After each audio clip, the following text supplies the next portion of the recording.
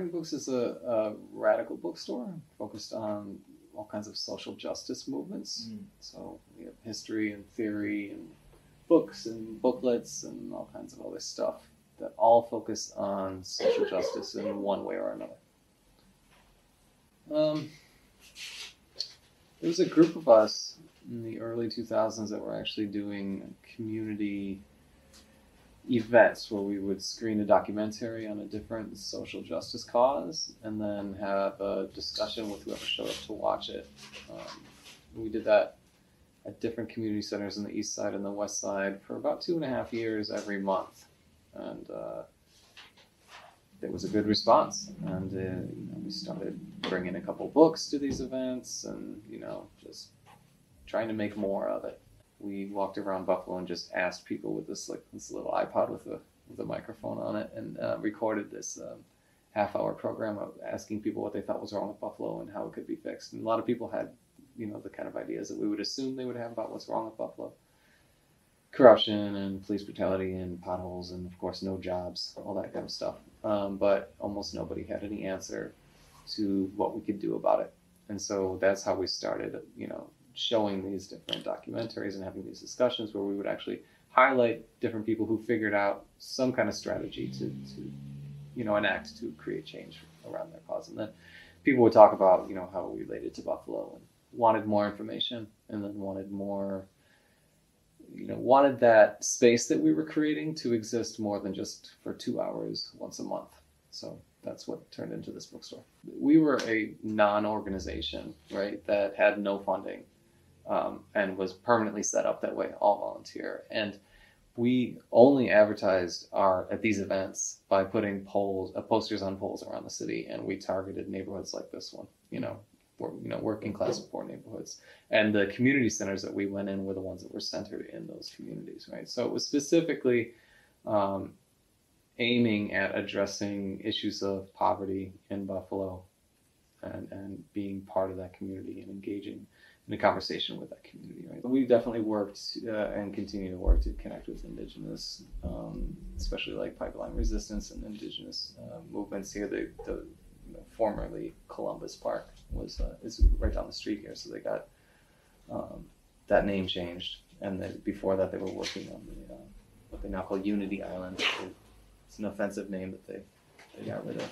So they're working on local stuff that relates to indigenous issues as well as pipeline resistance and solidarity with pipeline resistance in areas away from here. So this was a donation spot for supplies for the Standing Rock and then the Line 3 resistance movements. And so people come in and meet here and carpool out there and vice versa, they come back through. So it's just this. What we try to do is create like what we refer to as movement infrastructure. It's something that's here, right, that is meant and is stable and has some strength to it that is meant to support these movements. So a place where people can donate things and connect with movements, and where people who are involved in things can come and share their information with the community and get support from the community. It feels pretty significant, but in a holistic kind of way, not in like a drastic, like you can put your finger on exactly what it is type of way. But it's just thinking of Buffalo 10 years ago before we opened this bookstore, and the idea of opening it seemed like this pie in the sky, like it'll never survive type of situation. Like there's not enough support for activism or social change or social issues in Buffalo to have a whole space that's dedicated just to that. I mean, how many people are going to read about activism? So the idea that we were going to open this up was, it got front page article in the weekly paper. It was so outrageous, right? So, now I think you see a lot of people that just come back over and over, and it seems like granted, it's a given thing that it's here, right? And it seems to make sense. It doesn't feel so outrageous. And I think the community has changed, to some extent. Not that it's just an opportunity. I mean, when you have a community that doesn't have a place to gather and get information about how to create social change, then they don't know what they don't have. But once you have it and it's been around and it's grown for a while, then the whole community gathers knowledge and strength and ability to do something about their problems. And so it feels like in a in a broad sense, that's been a pretty significant impact. It's an important thing to do to try to create a better world, right? Which is acknowledging problems. So here we got rows and rows of books that acknowledge these problems in detail, like how people have fought against them. Right? I mean, if you've heard something about the assassination of Fred Hampton, well, we've got the books on that and the documentary on it, and then we have the books on Fred Hampton's Rainbow Coalition, and all this stuff. So it's not just these vague concepts of things that have happened. We actually have a library, a living library of all the details of that, right? And that people can come in and get that information and learn about it, and then, use that. Knowledge is power. They can use that to better whatever it is that they're working on, right? So it is a challenging thing. I mean, it may seem like, oh, bookstore is innocuous, but it's really not. And some of the authorities recognize that and would like to see us out. We definitely had a couple significant, at least a couple significant road bumps along the way. When we first opened up, one of the owners, Nate, was involved in a pretty high-profile police brutality case that was in and out of the courts and in the news for a couple of years. So he ended up suing the police for his arrest situation, and so that was like right when we opened up, and there was some issues around that naturally. But then within the first couple of years, the FBI actually started an investigation, trying to say that this bookstore was a front to form an eco-terrorist cell. We put a team together and we filed lawsuits, Freedom of Information Act lawsuits, and got FBI files and sued the government, and they backed down and closed the case. We have over 3,000 pages of FBI files on that investigation that they launched when we first opened up, where they were doing spot check surveillance, which is where they pull up and they take a few notes and then they leave. They were photocopying our mail, having the post office photocopy our mail and send it to the FBI. They were calling old acquaintances all the way across the country, asking us questions about us, and then they put us on what they call the selectee list, which is at the airport. Your ticket says SSSS on it, and it pulls you aside for a special secondary security screening selection, they call it. And we had physical surveillance on about 36 days that we know of over a 4-month period, where they had a team of 9 FBI agents following us around for 8-hour shifts and reporting back. Followed us to Home Depot, to Wegmans, out to lunch at Cafe 59 and Merge when that was open, following me to work and back on my bicycle. I was riding my bicycle. So, I mean, that was all just because we opened the store, right? And if we hadn't sued them and got a ton of media coverage about it and sued them again, they'd still be running that investigation. Or maybe they would have succeeded with that investigation and sent some of us to prison for terrorism, right? So, I mean, that was just for opening it. So, it's not always nice and it's not always comfortable, but to me that says that the work we're doing is important, right? And challenging to the system, challenging enough for them to put those kind of resources in trying to stop it. And yeah, as things heat up, as movements get stronger, as change gets closer, right? Progress moves along, then there'll be more repression. That's the way it is, and the books on these shelves detail that. That's just the name of the game. This is a serious struggle that we're all in, and it's going to require dedication and sacrifice and a long-term, generation after generation struggle. So it's just what it is. I think everybody knows a little bit of something about social change and activism and movements. Maybe you can point to, Rosa Parks or Martin Luther King or something like that and have a little bit of information about it. But the more accurate and detailed information you have, not just about those really famous people, but about maybe movements that we haven't been exposed to, maybe intentionally haven't been exposed to, right? The stronger we are, right? And I think that that's really a big thing, a big part of what we're trying to do is just put all that information out there for people to get, and promote it and encourage people to read this kind of stuff. So then when they go to the protest they can come back and say, okay, well, I do want to know a little bit more about that cause that I heard about, or that I just engaged in some way. And, you grow from learning, and the more that we know about what has happened in the past, the better we are at going the direction that we want to go in the future, right? So I think it's a big deal to have a resource in a community that really kind of enables people to grow in these ways, because really we're just encouraged to make money in our society. That's pretty much it. Financial, economic success, maybe like have a nice family, something like that. Outside of that, our system that we live in doesn't really encourage us to be aware, let alone care or do anything about the issues that are in the world. So yeah, we're trying to say that this is important stuff. Right? We don't have any room on these shelves for romance novels or whatever. Like this is all social change, right? And that's because it's really important, and we should all be really engaged in movements for change if we want to have a decent world. And the world is not that great. We've got a lot of things to fix, and we've got a lot of work to do. And so we're just trying to do our part.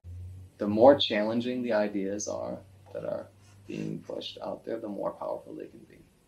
You got to get knocked out of your comfort zone, start to try to see the world from a different perspective, right? And start to learn to be able to imagine radical, sweeping change if we want to fix things like, I don't know, climate change, for example.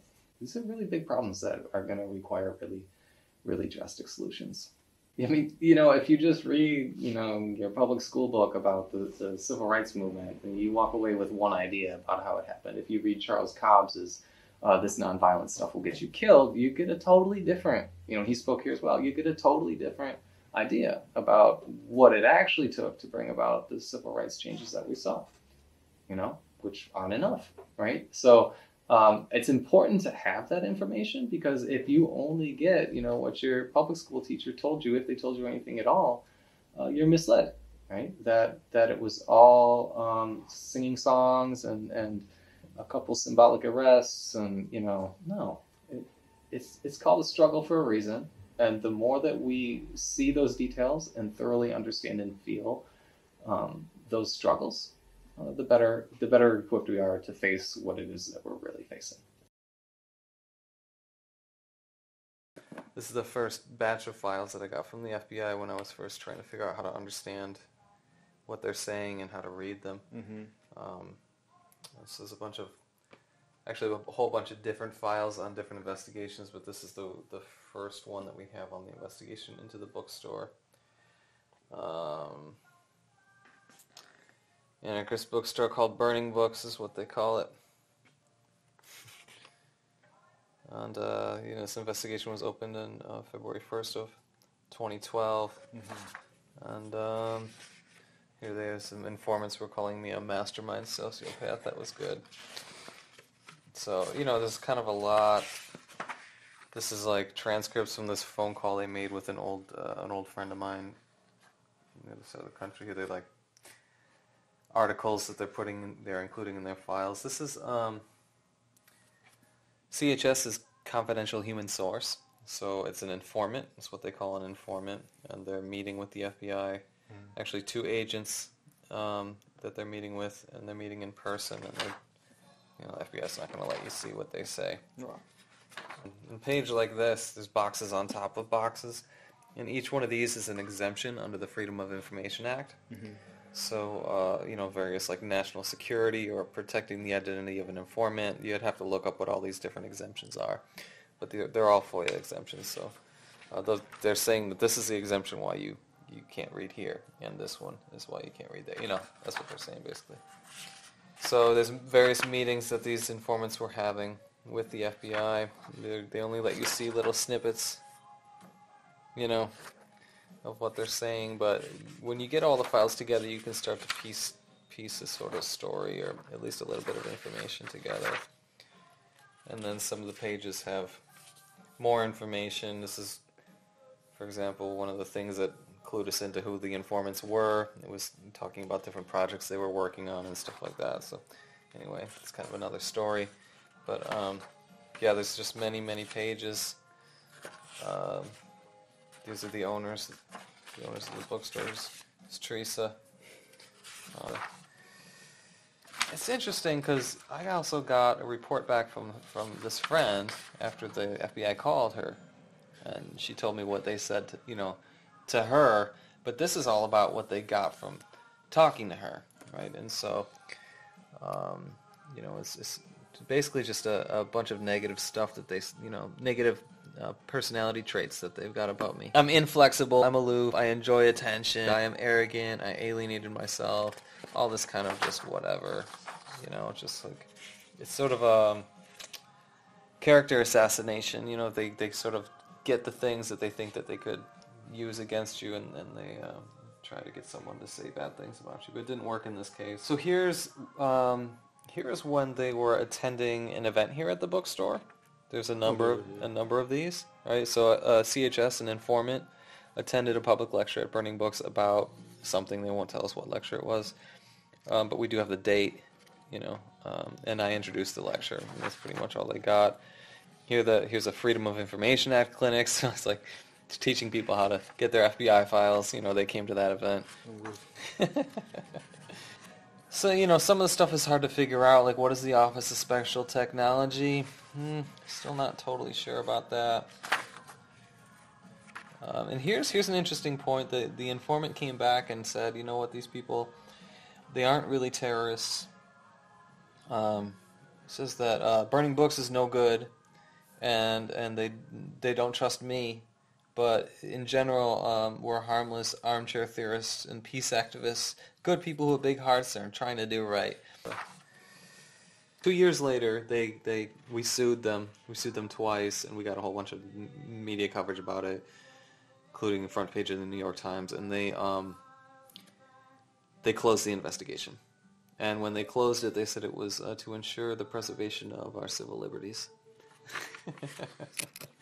And there's more. I don't know if I printed this stuff out for this because I just kept getting more. This is just from the first release.